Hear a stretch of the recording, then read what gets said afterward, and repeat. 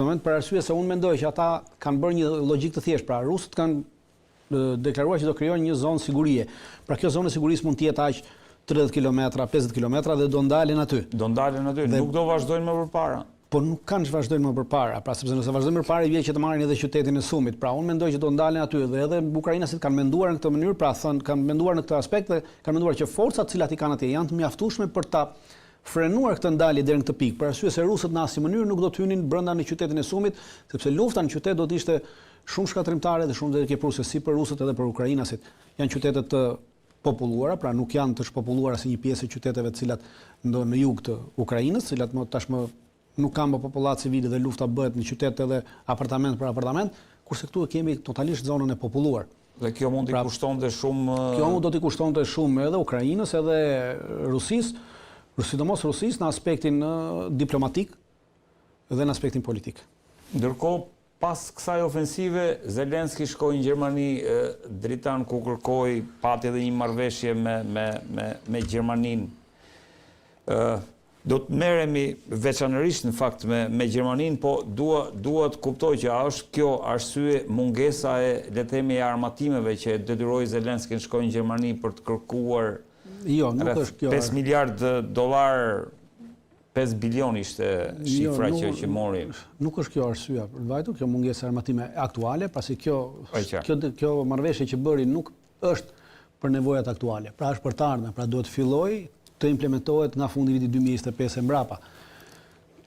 Tashmë, për këtë moment që kemi, Zelenski duhet të marrë vetëm ato ndihma të cilat i ka përcaktuar Shtetet Bashkuara të Amerikës, pra është një sasi ka mbledhur diku rreth 3.4 miliard dollar ndihma ushtarake nga ajo që ka nënshkruar Bideni për të marrë, dhe çfarë mund të japin vendet e tjera të Bashkimit Evropian, të cilat deri më tash janë pjesë e mirë e tyre, duke nisur që nga Gjermania kanë përcaktuar qartësisht që aktualisht nuk kanë kapacitete për të dhënë Ukrainës, pra duhet fillojnë prodhimin dhe kjo marrëveshje është pjesë e asaj prodhimit që duhet i japi Ukrainës në të ardhmen. E qartë. Dritan, ndërkohë baza Engels po përgatitet për një sulm masiv, po ngarkohen avionët Tu-95MS me raketat KH-101, domethënë po i lexoj kështu, domethënë në mënyrë që të përpiqemi t'i shjellojmë. Pra, bëhet fjalë për bazën më të rëndësishme të bombarduesve rusë, apo jo? Aktualisht, bombarduesit rusë janë pozicionuar në këtë bazë, është baza kryesore ku bombarduesit strategjik rusë, pra avionët bombardues strategjik të Rusisë janë të pozicionuar. Bombardues strategjik janë, do të thotë? Bombardues strategjik janë ata që përdorin lëshojnë edhe raketa balistike nga avioni, lëshojnë edhe raketa me rrezë të gjatë veprimi nga avioni në drejtim të objektivave toksor. Dhe këta raketa bërthamore? Edhe raketa bërthamore mund të lëshohen nga këta avion. Nga këta avion. Edhe më pranë. Është strategjik për arsye se godasin vetëm objektiva të nivelit strategjik dhe jo objektiva të nivelit taktik. Pra nuk godasin të nivelit taktik, do të thotë objektiva në nivel batalioni dhe brigade, kurse në nivel operacional janë divizioni, kurse në nivel strategjik janë objektiva të rëndësishëm që i përkasin armatës e lartë, pra vend komandat të drejtimit të luftës, vend komandat të bashkuara të drejtimit të luftës, edhe pika strategjike të shpërndarjes të furnizimit të armatimit ose të shpërndarjes dhe furnizimit të energjisë. A mund të jenë në thellësi të territorit të Ukrainës, duke qenë se janë në thellësi të territorit të Ukrainës, duhet përdorimi i këtyre avionëve bombardues cilët fluturojnë në lartësi të mëdha dhe lëshimi i raketave nga lartësi të mëdha e bën shumë më të kollajt goditjen e objektivit se sa lëshimi i raketës nga lartësia e ulët, sepse nga lartësia e ulët raketa mund të kapet nga sistemet Patriot dhe nga sistemet e tjera, kurse nga lartësitë më të mëdha është njësoj sikur të vijë raketa nga lart, pra nga atmosferë, pra ata lëshojnë raketën me drejtim të lartë dhe raketa pastaj vjen pingull sipër dhe ashtu. Pothuajse pa mundur që ti ta zososh. A lidhet kjo, le të themi, kjo lëvizje në bazën Engel, domthonë kjo mbledhje e bombarduesve rusë, a lidhet me faktin që Gjermania hoqi atë limitin mbi përdorimin e Taurusëve, raketave Taurus? Gjermania nuk ka hequr limitin mbi përdorimin e Taurusëve, pasi nuk kanë një limit. Taurusët janë deri në 500 km, pra nuk është se ka një limit të veçantë për to, aq e kanë kapacitetin rrezën e tyre të veprimit, 500 km dhe nuk është heqje limiti, është vendosje për të çuar në aspektin e një mashtrimi. Pra, juve përmendët pak më parë marrëveshjen që bëri Zelenski me Gjermaninë. Një nga kjo marrëveshje është një marrëveshje mashtrimi e pastërt, publik dhe politik për nevojat të brendshme të Gjermanisë. Ata bën një marrëveshje për ndërtimin e një fabrike në Ukrainë për prodhimin e raketave Taurus. Problemi i kësaj është sepse Gjermania nuk mundet t'i japi, pra Merkel nuk mundet t'i japi raketa Taurus Ukrainës pa miratimin e parlamentit gjerman. Pra nuk mund t'i japi. Nuk mund t'i japi pa miratimin. Ka qenë një bllof i madh ajo Jo, nuk është bllof i madh, le ta sqaroj pra. Pa miratimin e parlamentit gjerman nuk mund t'i japi raketat Taurus dhe e dyta nuk mund t'i japin këto raketa edhe pa miratimin e Shtetit Bashkuar të Amerikës, për arsye se komponentët kryesorë të këtyre raketave, komponentët e drejtimit satelitor, komponentët e përcaktimit në fazën finale të objektivit, për cilin ato janë programuar për të goditur, janë komponent që prodhohen nga Shtetet Bashkuara të Amerikës dhe sipas marrëveshjeve ndërkombëtare për dhënien e armatimeve, çdo shtet i cili ka pjesë komponent në një armatim, në një municion ushtarak, është detyruar të japi dhe je detyruar të marrësh lejen atij shtetin në rast se ti do ta çosh për eksport, pra do ta eksportosh atë raketë. Dhe njëjta gjë. Po çfarë po bëhet? Pra, po bëhet kjo gjoja ndërtimit të kësaj uzine dhe fabrike, ndërkohë që është e pamundur ndërtohet në kushtet në cilat është sot, dhe nesër të thuhet dhe t'i kalojnë këto Taurus në mënyrë të fshehtë Ukrainës pa vendim të parlamentit gjerman dhe të thuhet që Ukraina i prodhoi vet. Pra nuk ja dham neve sepse nuk mund të firmosim Merceli. Pra ato do dalin në mënyrë të fshet nga depot e ushtrisë gjermane dhe nga depot e ushtrisë koreane të jugut, për arsye se vetëm 3 vende aktualisht në botë përdorin këtë lloj rakete. Ato janë Gjermania, Spanja dhe Korea e Jugut. Kanë Taurus. Gjermania ka 600 cop Taurus në gjendje të gatshme, pra 600 cop në depot e saj. Spanja ka vetëm 43 cop, kështu që Spanja është përjashtuar nga kjo mundësi për dhënë se vetëm 43 cop ka, nuk ka tjera, ndërsa Korea e Jugut ka diku rreth 267 cop. Dhe normalisht që vendet që do të japin këto mund të jenë Gjermania dhe Korea e Jugut, nga cilat do të jepen. Dhe për të mbuluar këtë dhënie e cila kërkon miratim parlamentit dhe që nuk mund ta marrë miratimin e parlamentit sepse me deklaratën që bëri Mercel menjëherë dolën përfaqësuesit e CDU-s dhe përfaqësuesit edhe nga partia me të thanë që as diskutohet që neve të japim këto, për arsye se duhet kalojnë në kuvend, atëherë këto jepen në mënyrë të fshehtë dhe justifikojnë që gjoja i ndërtoi vetë Ukraina. Te kjo marrëveshje që u bë, ishte ndihmojmë Ukrainën të ndërtojë Taurus, të ndërtojë Ukraina. Pra Ukraina s'ka asnjë kapacitet ndërtojë Taurus. Taurus është një nga raketat më moderne që posedon sot NATO, vendet e NATO-s, dhe mundësia e ndërtimit të tyre në Ukrainë është 0. Por kjo bypasson këtë dhe justifikon këtë, pra mbulon Gjermania në mënyrë të kësaj. Nuk e ke nga unë Gjermania nuk e ka këtë problemin me Rusin, për arsye se këtë nuk mund ta mohoj kurrë, pra që janë raketa gjermane, sepse nuk është ai problemi. Problemin e ka të brendshëm politik, sepse mund të humbasë pushtetin, sepse në rast se vërtetohet, pra në rast se ti mund të thuash që unë ja dhash, gjë që e ka, pra kjo është shpërdorim detyre dhe ti kalim kompetenca, sepse këtë kompetencë ka parlamenti, nuk e ka kryeministri. E qartë. Kjo është problemi që ata duan të bypassojnë duke bërë këtë lloj marrëveshje gjoja për ndërtimin, pra një mashtrim total klasik për të mashtruar gjithë popullatën civile dhe njerëzit si puna jonë që i shohim që këta me vërtet me fjalë, por në realitet janë raketa gjermane që do të jepen gjoja sikur janë ndërtuar në Ukrainë. Do kthehemi prapë këtu Dritan, se ndërkohë Rusia po përgatitet, ndërkohë që këta po bëjnë manovra për Taurus, Rusia po përgatitet, siç thash, në bazën e Engels që po përgatiten për një sulm masiv, po ngarkohen avion. Po sulmi masiv bëhet për atë që thash edhe në operacionin në misionin e fundit bashkë, unë thash që goditjet strategjike në thellësi. Pra, pse po bëhet? Po bëhet për të goditur të gjitha objektiva strategjike në thellësi dhe si objektiva strategjike janë edhe mbrojtja kundërore e Ukrainës, duke shkatërruar dhe demilitarizuar totalisht mbrojtjen kundërore të Ukrainës dhe sidomos sistemet e radarëve që ka Ukraina, për arsye se ky është një objekt strategjik i madh, në momentin që bën të gjë të tillë, atëherë avionët rus të patrullimit dhe avionët rus Su-57 dhe avionët rus Su-35, të cilët kanë radar, të cilat kapin emetimin e valve të çdo lloj rakete, emetimin e valve të çdo radari, emetimin e valve të çdo kabine drejtimi që folën pak më parë, duhet të jenë sa më afër territorit të Ukrainës dhe duhet të jenë mundësisht brenda territorit të Ukrainës. Aktualisht këto lloj avion po përdoren jashtë territorit të Ukrainës, në kufit shtetëror të Ukrainës. Për arsye se aty kanë garanci mbrojtje nga mbrojtja kundërore e Rusisë dhe mbrojtja kundërore e Ukrainës ka qenë më efektive dhe nuk i ka lënë që të mund të sillen të lirshëm në territorin e Ukrainës. Dhe edhe kjo buffer zone që dhan, pra siç e shihni, në momentin që buffer zone bëhet, aktualisht e gjithë mbrojtja kundërore duke sjell buffer zone 27-30 kilometra, mbrojtja kundërore e cila është këtu e ka pra S-300 që ka për shembull Ukraina. S-300 ka 350 kilometra, pra 350 km deri këtu avionët rus mund të vinë deri këtu. Në sa kalojnë këtu atëherë janë objekt i goditjes së kësaj.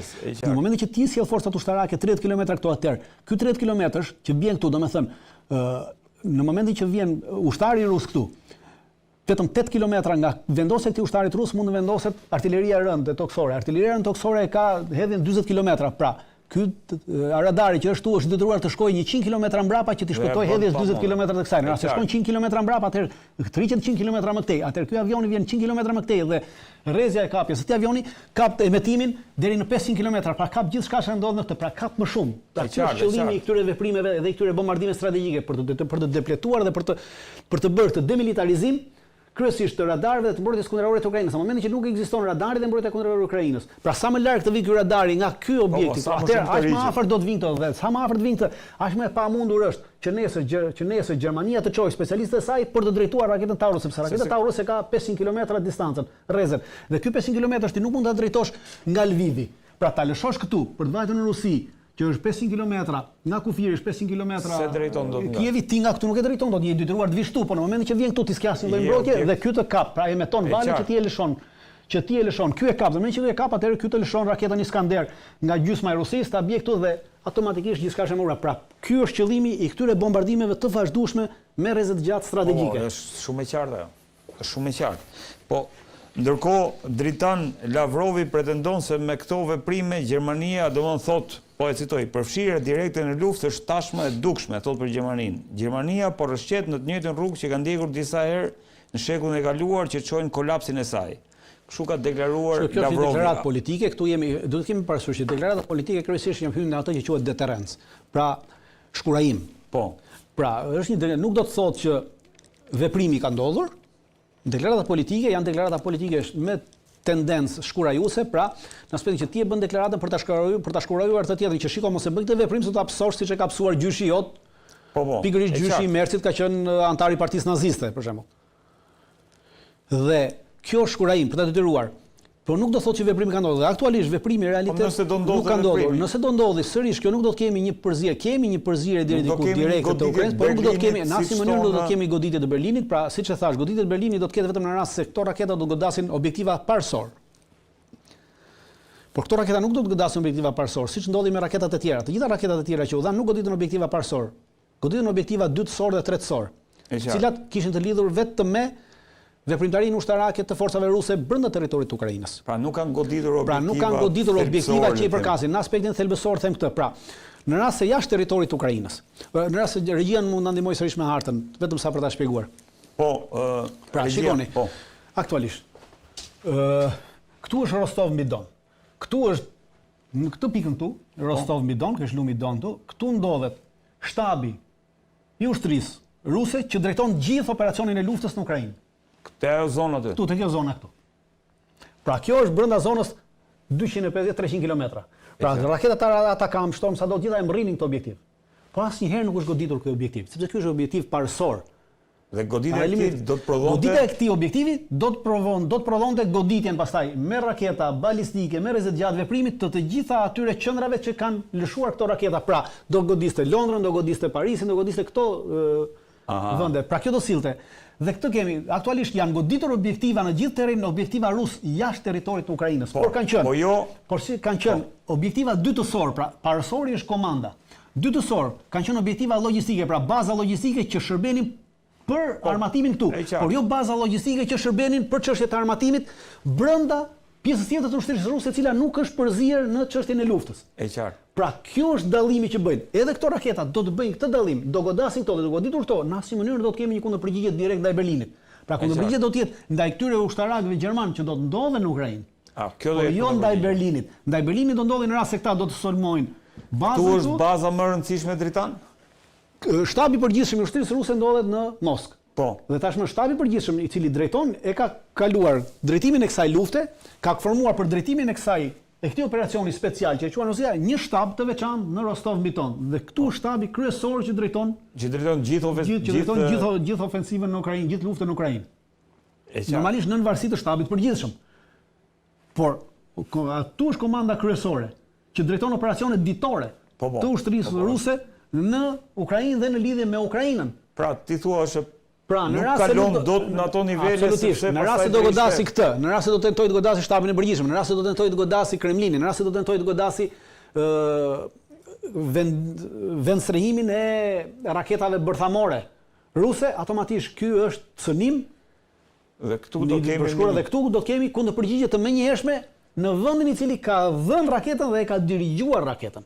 Dhe kjo do të na çonte direkt në luftën e tretë botërore. Pra vimte ajo që thot Medvedevi, prandaj thashë rasti i vetëm që Medvedevi po flet me këmbë tokë dhe kjo do të na çonte direkt në përplasje të luftës së tretë botërore. Por nuk do të kemi këtë. Sërish edhe këto raketa do të përdoren si raketat e tjera në objektiva dytësor dhe tretësor. Diku e lexova që Taurusi mund të përdoret për të gorditur këtë urën. Jo, për arsye sepse kemi një gjë. Edhe kjo është një goditje pra. Në rast se do ndodhte kjo, automatikisht do të kishim një goditje për arsye se ura e Krimes është përcaktuar tashmë edhe nga NATO në mbledhjen e fundit që bëri vjet NATO, përcaktoi që ura e Krimes për një vit e gjysmë nuk përdoret më për dërgimin e ndihmave ushtarake në drejtim të Krimes. Është totalisht një objektiv civil dhe në rast se goditet një objektiv civil, atëherë kjo hym në aspektin që çdo shteti që e bën këtë është një sulm terrorist ndaj shtetit tjetër dhe kundërpërgjigja do të ishte e njëjtë sigurisht ashtu. Pra, do të ishim në aspektin tjetër, sepse nuk përdoret më aktualisht, nuk përdoret më për arsye se para një viti e gjys Rusia ka përfunduar me ritme të shpejta ndërtimin e një hekurrudhe nga Rostov-Midon, vjen në Donbas, në Mariupol edhe vjen deri në Krime. Pra e ka përfunduar hekurrudhën. Dhe gjithçka kalon nëpërmjet kësaj hekurrudhe në nuk përdoret më. Është lidhur me hekurrudhë tashmë dhe nuk përdoret më ura këtu, ura Kersh, që ndodhet këtu nuk përdoret më. Kjo përdoret vetëm për nevojë civile. Çdo goditje për këtë urë, çdo goditje për këtë urë për një vit e gjys është e ka përcaktuar edhe Pentagoni në rast se bën para një viti që deklaroi që ura e Krimes nuk është objekt ushtarak. S'është më objektiv ushtarak. Se për çdo goditje ndaj asaj është akt terrorist dhe pastaj për çdo akt terrorist pastaj veprohet sipas ligjeve dhe normave të tjera.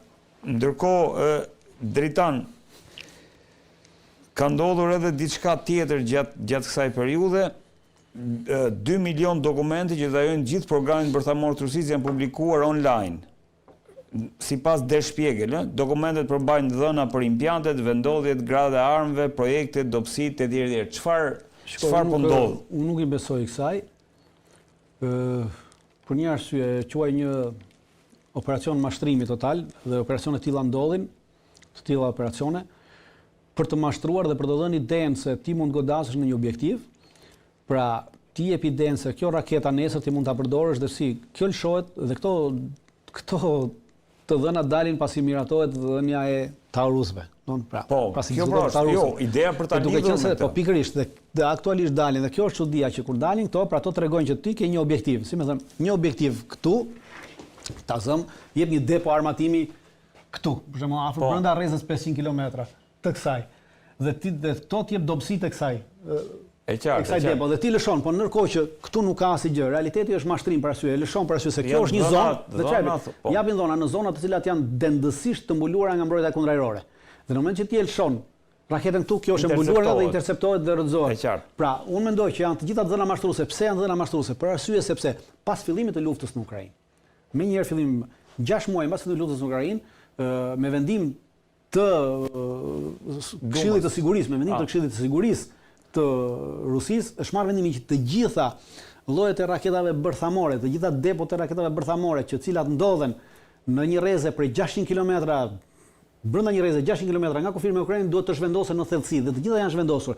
Edhe një depo që ndodhej pra, nëse mani më në rastin e Belgorodit, kur sulmuan para 2 vjetësh ukrainasit, sulmuan për të mbritur atë depo, e cila pretendoi që kishte armë bërthamore, ndërkohë që rezultoi që nuk kishte sepse ato ishin lëvizur brenda 6 muajve, pasi ky është vendimi ideal për këtyre dhe është lëvizur, pra çdo gjë është larguar 600 kilometra, çdo gjë që ishte 600 kilometra nga kufiri është larguar. Kështu që i bie që çfarë do lloj që jepet në këtë aspekt nuk ka asnjë lloj vere dhe unë mendoj që është pjesë e një mashtrimi asaj luftës dezinformacionit që ndodh në të tilla raste për të dëruar ty të lëshosh raketa atje ku ata e kanë më të mbuluar me dënësi më të mbuluar të mbrojtjen kundërajrore. Ndërkohë, Dritan, do ta lë këtë lajmin për Serbinë në fund, në fakt, të diskutimit për Ukrainën. Si e shikon dialogun Rusi-Ukrainë që paka shumë Trump i tha në 2 qershor do të jetë takimi i radhës. Do të kemi gjë parasysh që ky dialog, pra në rast se do ta quajmë dialog, unë do ta quaj një palët po flasim me njëra tjetrën dhe ky komunikim mes palëve ka vazhduar edhe gjatë kësaj kohe që neve jemi duke folur këtu. Ukraina e ka konfirmuar që ministri i mbrojtjes i Ukrainës ka pasur disa telefonata me kryetarin e delegacionit rus, ku kanë akorduar dorëzimin, pra shkëmbimin e robërve. Pra do me thënë që kanë një linjë direkte, pra, dhe kjo është interesante dhe çfarë duhet vënë re, pra, biseda ndërmjet tyre, siç e konfirmon edhe Ukraina dhe më pas e konfirmoi edhe Rusia, ka qenë e direkt telefonike, pra midis ministrit mbrojtjes të Ukrainës dhe drejtuesit të delegacionit rus. Pra, do me thënë që këta nuk kanë ndërmjetësma. Pra i bien telefonit njëri tjetrit dhe kur ka një linjë direkte, komunikimi është i vazhdueshëm. Prandaj jemi në një komunikim të vazhdueshëm. Dhe kjo unë e shoh çdo komunikimi i vazhdueshëm midis palëve. Është një gjë e mirë që do t'i çojë palët nesër të arsyetojnë mbi kërkesat e tyre. Sepse me datë 2 qershor nuk do ndodhi asgjë tjetër për vetëm se palët do t'i paraqesin njëra tjetrës me shkrim kërkesat e tyre. Dhe këto kërkesa pastaj do fillojnë të analizohen, të shihen para shumë këtë. Por komunikimi do të vazhdojë dhe ka vazhduar. Pra kjo është gjë e mirë që komunikimin këta nuk e bëjnë më me ndërmjetës. Komunikimin e kanë direkt, drejt për drejt me telefon. Kjo është rëndësi e madhe në këtë aspekt. Tani Keith Kellogg është i dërguar i Trump për sa i përket, ka dhe një plan për një arritje në një paqe midis Rusisë dhe Ukrainës. Ai ka thënë se shqetësimet e Rusisë për zgjerimin lindor të NATO-s janë të vlefshme dhe se Shtetet e Bashkuara janë të gatshme të diskutojnë me Putinin për kërkesat e tij për të ndaluar zgjerimin e NATO-s në lindje. Dhe kjo është një nga çështjet që Rusia po ngre. Nuk ka të bëjë vetëm me Ukrainën, ata po flasin edhe për Gjeorgjinë, për Moldavinë dhe sigurisht për Ukrainën nuk diskutohet kjo.